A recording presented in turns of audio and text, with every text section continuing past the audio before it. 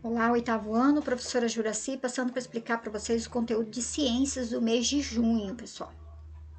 Tá? Nós começamos no mês de maio falando sobre processos reprodutivos, tá? Reprodução. Hoje nós vamos falar os tipos de reprodução, tá? E vamos estar aprofundando um pouquinho sobre o assunto, certo? Então, a reprodução, gente, nós vamos falar exclusivamente sobre reprodução de animais e plantas, tá? A reprodução ela é um processo em que o indivíduo, né, os progenitores, eles geram novos indivíduos semelhantes a ele, no caso, os descendentes, tá? Essa semelhança está relacionada com o material hereditário, com o material genético, tá, gente? Que ele herda do pai e da mãe, tá? E vai passando de geração em geração, certo?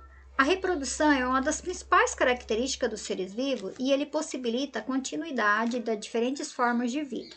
Existem dois tipos de reprodução: a reprodução assexuada, tá? Onde ocorrem alguns grupos, né, de invertebrados e nas plantas, né? E a reprodução assexuada, ela pode ser por fragmentação, brotamento, tá? A maioria dos animais, ele se reproduz sexuadamente. Alguns animais, como os quinidários, apresentam alternância de geração. O que é isso? Tá? Alterna os processos reprodutivos sexuado com assexuado, tá, gente? Um período eles fazem sexo para se reproduzir e outro período eles não fazem sexo, tá? Em geral, a reprodução sexuada dos animais envolve a participação de indivíduos diferentes, macho e a fêmea, tá, gente? Existem órgãos especializados denominados gônadas. As gônadas, tá? Responsável pela formação dos gametas. No caso, os gametas são as células reprodutivas dos organismos, tá, gente?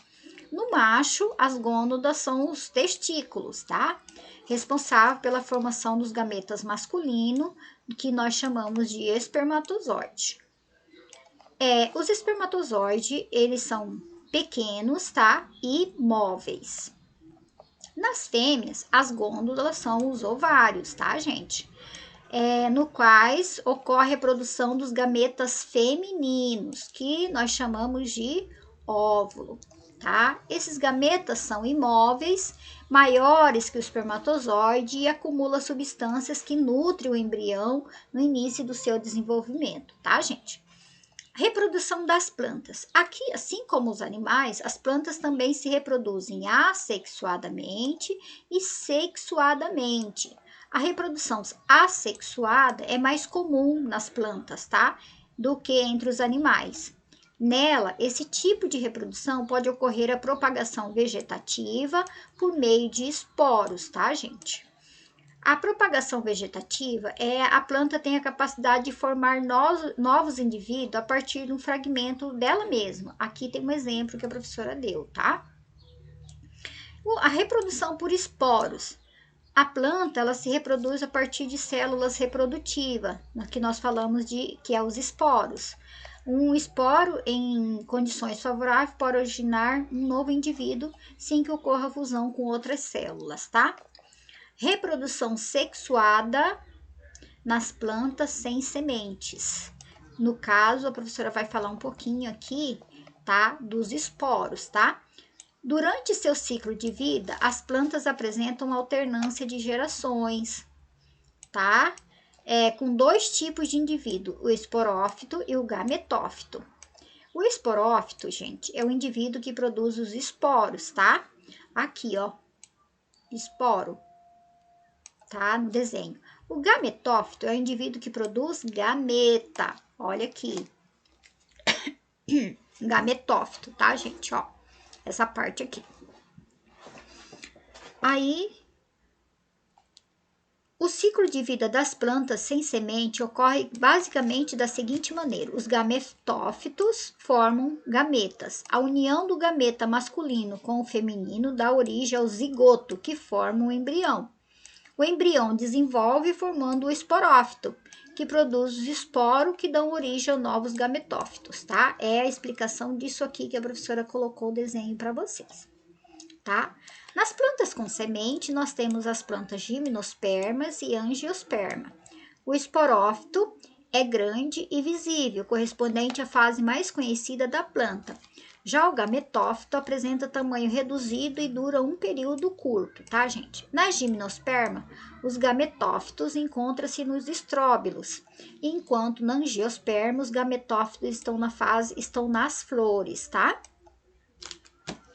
Esse tipo de reprodução ocorre quando há transferência de grãos de pólen para o sistema reprodutor das plantas, mais propriamente dito, né, no estigma, ocorrendo a polinização, tá, gente? Na reprodução assexuada, não há envolvimento de gametas, o que impede a variabilidade genética. É um tipo de reprodução relativamente simples, muito mais do que a sexuada, que gera indivíduos, assim, idêntico àqueles que os originaram. A reprodução sexuada, diferentemente da assexuada, existe a presença de gametas. Por essa razão ocorre a variabilidade genética, tá? Nesse caso, observa-se a formação de organismos diferentes dos progenitores, uma vez que o resultado da combinação de cromossomos presente em cada gameta, tá? Aí eu coloquei aqui, se vocês quiserem conhecer um pouquinho mais sobre a possibilidade, né, da reprodução das plantas, vocês podem assistir esse vídeo aqui, tá? Agora, vocês vão fazer uma atividade. Comente a importância da variabilidade genética relacionando os mecanismos evolutivos. A professora já fez tanto vídeo que já tá comendo as palavras, tá? Coloquei aqui para vocês um vídeo para falar sobre estratégias da história de vida e fecundidade, tá, gente? Aí, como se parece... aqui, ó. A professora colocou aqui. Com o que se parece a sua história de vida? Podemos definir a história de vida das espécies como o seu ciclo de vida, e em particular as características do ciclo de vida relacionado à sobrevivência e reprodução. Nós vamos falar sobre seleção natural, tá, gente? Que reflete como os membros de uma espécie distribuem seus limitados recursos em crescimento, sobrevivência e produção de descendentes. Essa parte aqui, gente, é super importante. Por quê? Porque cada indivíduo, ele cuida de uma forma diferente conforme a sua reprodução. Aqueles indivíduos que têm apenas um filho, uma reprodução só, ele gasta muito mais, tá, energia cuidando do que aqueles que têm grande quantidade de filhos.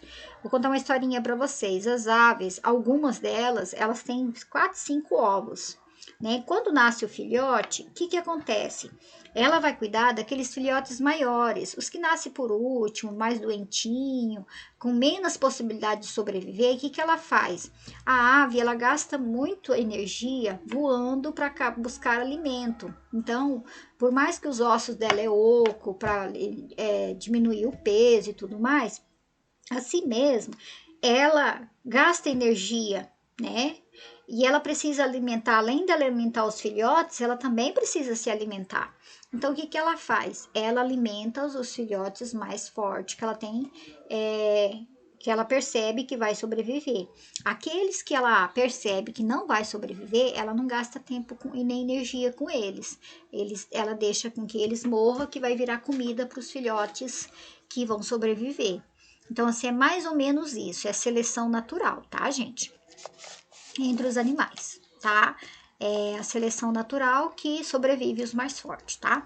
Então, cuidados parentais e fecundidade. Isso aqui a professora vai estar relatando melhor para vocês, porque aqui é vídeo, então não pode prolongar muito, né? Porque senão depois o vídeo fica pesado para abrir.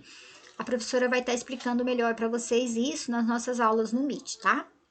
Os cuidados parentais, tá, gente? Uma grande compensação na história de vida entre os números de descendentes e o investimento dos pais na prole individual. Basicamente, essa é uma questão de quantidade versus qualidade. Um organismo pode ter muitos descendentes e cada um representar um investimento de energia pequeno. Aos poucos, descendentes É aqueles que têm poucos descendentes, cada um representa um investimento de energia relativamente grande, tá? A professora vai explicar só um pedacinho aqui rapidão para vocês, um exemplo aqui, ó, muitos descendentes, baixo investimento e cuidado parental, né? Por exemplo, o caracol marinho, tá? Ele produz centenas de ovos em uma ninhada. Esses ovos vão eclodindo, né, para produzir os caracóis bebês, que são bastante autossuficientes desde o início. O que quer dizer? Ele sai dos ovinhos, ele já sai comendo tudo que ele acha pela frente, né? É como se fosse o café da manhã dele. E os ovos que não eclodiram, né, os irmãozinhos deles que demorar mais para eclodir, que ele pode virar comida deles, né? Porque eles vão comendo tudo que acha pela frente, tá? Então, eles têm muitos descendentes, ele investe pouco, né? E ele não tem cuidado parental nenhum. Por quê? Porque a partir do momento que esses ovos começam a eclodir, os caracóizinhos já podem sair, né? E se virar sozinho, tá? Já tem outros animais que ele tem poucos descendentes, um alto investimento e muito cuidado parental. No caso aqui, a professora colocou o desenho para vocês do panda gigante, né? Normalmente as pandas fêmeas têm apenas um filhote a cada vez que se reproduz, tá? E o jovem filhote está longe de ser autossuficiente, né? Aquela cor rosa na figura ali abaixo não é um rato, um gatinho, na verdade é um panda recém-nascido, tá? E ele é mais comparado assim, que parece até assim muito pequeno, né? Comparado ele é enorme comparado a um caracol, mas ele é muito dependente, né, gente? Ele depende muito da sua mãe, tá? Para cuidar dele e fazer com que ele cresça e se desenvolva, tá? Então, essa tipo de espécie, né, gente? Assim, esse tipo de estratégia de reprodução, é uma estratégia de alto investimento, né? Usam muito da energia dos pais para cuidar da sua prole, tá? E algumas vezes em detrimento da própria saúde da mãe, né? Então, cuida muito, tá? Essa estratégia é muito comum nos mamíferos, tá, gente? Incluindo os seres humanos, que nascem totalmente dependente dos pais, tá? Os cangurus, os pandas são assim, tá? Eles são indefesos, precisa desenvolver um pouco antes de se tornar autossuficiente, tá, gente? Aqueles que podem reproduzir uma única vez, gente, tá? Aí nós falamos assim, né, gente, que nós podemos dividir as espécies em dois grupos, tá? A semipauras, tá? E heteropauras, heteropróparas. Meu Deus, já gravei tanto vídeo que eu já tô falando tudo errado, tá? Aquelas que podem reproduzir uma única vez é semioparas, tá? Semioparidade. E aquelas que podem reproduzir múltiplas vezes ao longo de sua vida, tá? É a heteróparas, tá? A semioparidade, gente, um membro de uma espécie se reproduz somente uma única vez durante a sua vida e depois ela morre, tá? No caso, nós temos, né, de plantas, nós podemos falar do bambu. O bambu na beira do rio, ele se reproduz, floresce uma única vez, tá, na vida e depois ele morre, tá? O salmão também, que usa salmão chinook, que a gente fala, que usa a maioria de suas reservas energéticas para migrar do oceano para as áreas de nidificação de água doce, onde ele se reproduz e também morre, tá? Aí nós temos a semioparidade. A heteroparidade, os indivíduos de uma espécie se reproduzem repetidamente durante suas vidas, tá? Pode assumir diferentes formas dependendo dos ciclos reprodutivos dos organismos envolvidos, tá, gente? As espécies que apresentam esse tipo, ela não utiliza todos os seus recursos em um único evento reprodutivo, já que existe um benefício físico, a oportunidade de possuir mais proles, tá, gente? Em sobreviver para reproduzir mais vezes. Agora, né, que você já sabe um pouquinho sobre a reprodução e perpetuação das espécies, tá? Leia também a história em quadrinho que a professora colocou aqui, tá? E baseado no que você leu, você vai produzir uma história em quadrinho, tá? E essa história em quadrinho, gente, ela vale 5 pontos, tá? Aí você vai caprichar bastante, vai pintar, baseado nessa historinha aqui, você vai produzir outra historinha, pinta, faz bem bonito, tá? Tire uma foto, entregue junto com a apostila ou envie para a professora na plataforma ou no WhatsApp, tá bom? Beijos, fiquem com Deus. Maiores detalhes da nossa aula de reprodução vai ser nas aulas do Meet na plataforma, tá bom? Beijos, fiquem com Deus.